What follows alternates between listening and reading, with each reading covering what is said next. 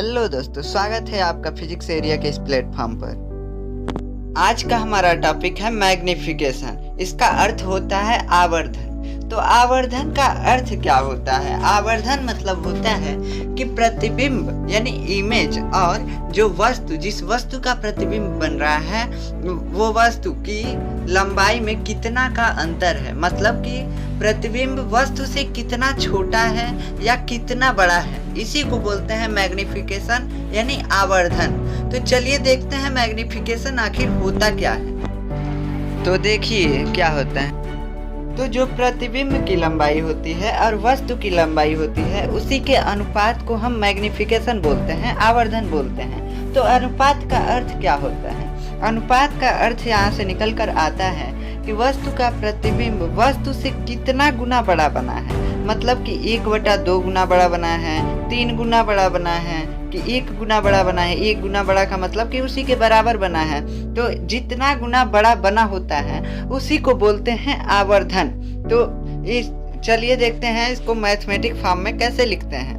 तो इसको mathematic form में लिखने के लिए लिखते हैं आवर्धन इजकल टू यानी मैग्निफिकेशन इजकल टू प्रतिबिंब की लंबाई, यानी जिस वस्तु की प्रतिबिंब बनी है उस प्रतिबिंब की लंबाई। जैसे यहाँ पे आपको चम्मच में एक इमेज दिख रहा होगा, उसकी लंबाई नाप देंगे। और वस्तु की लंबाई यानी जो लड़का देख रहा है चम्मच में अपना मुंह, उसके मुंह की लंबाई को उसी का अनुपात लेते हैं। मतलब कि प्रतिबिंब की लंबाई जो है उसको ऊपर रखते हैं और जो वस्तु है उसकी लंबाई को नीचे रखते हैं। यानी प्रतिबिंब के लंबाई में वस्तु की लंबाई से भाग देते हैं तो निकल के आता है क्या? मैग्निफिकेशन। तो इसको चलिए कॉपी पे देखते हैं। अब इसको हमें गणितीय रूप में लिखना पड़ेगा, मैथमेटिक फॉर्म में लिखना पड़ेगा।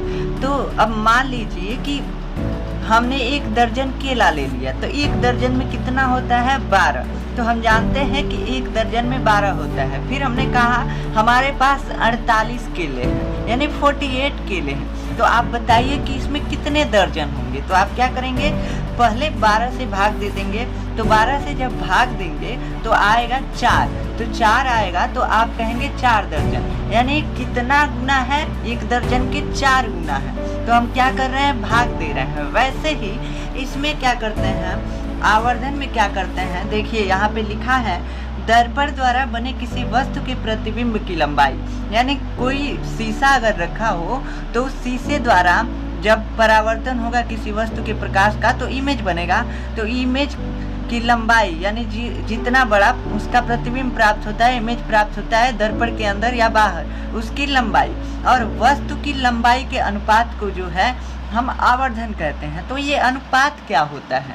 अनुपात होता है भाग देना। बस भाग देने को अनुपात कहते हैं हम। अब यहाँ पे देखिए, यहाँ पे एक अवतल दर्पण है और अवतल दर्पण के सामने कोई, ये मान लीजिए ये व्यक्ति खड़ा है।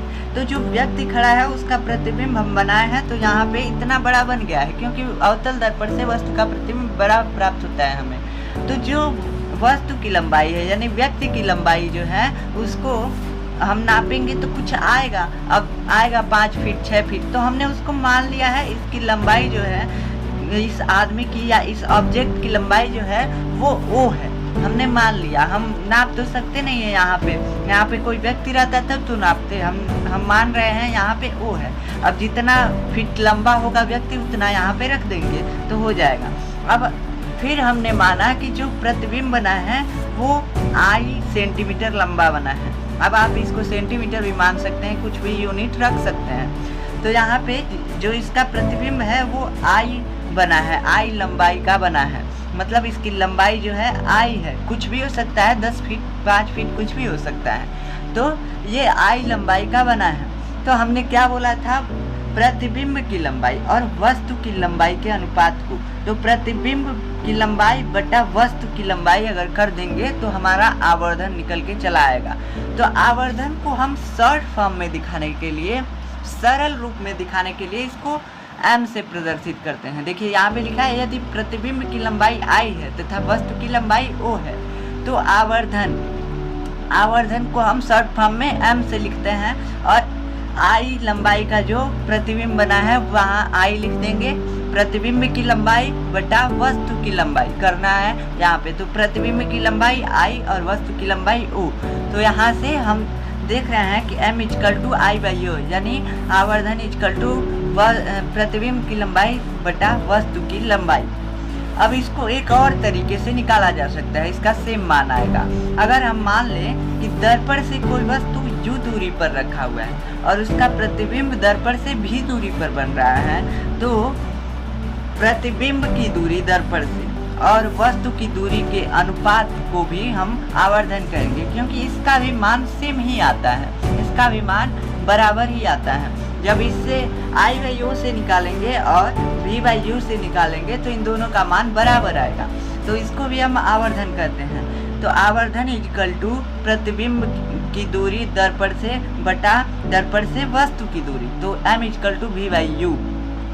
या इसको हम लिख सकते हैं, जब ये m दोनों बराबर है तो अगर हम इसको पहला समीकरण मानेंगे और इसको दूसरा समीकरण मानेंगे तो ये दोनों इसके अपने आप में बराबर हो जाएंगे, क्योंकि दोनों m के ही बराबर हैं और m क्या है, आवर्धन है।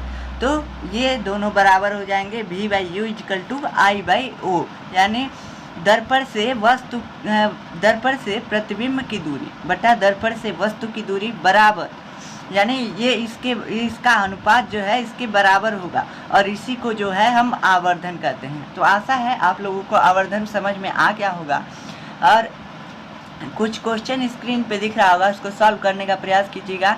नहीं होगा तो पिन कमेंट में टेलीग्राम का लिंक है, पर्सनली आप हमसे पूछ सकते हैं। मिलते हैं नेक्स्ट वीडियो में, तब तक के लिए धन्यवाद।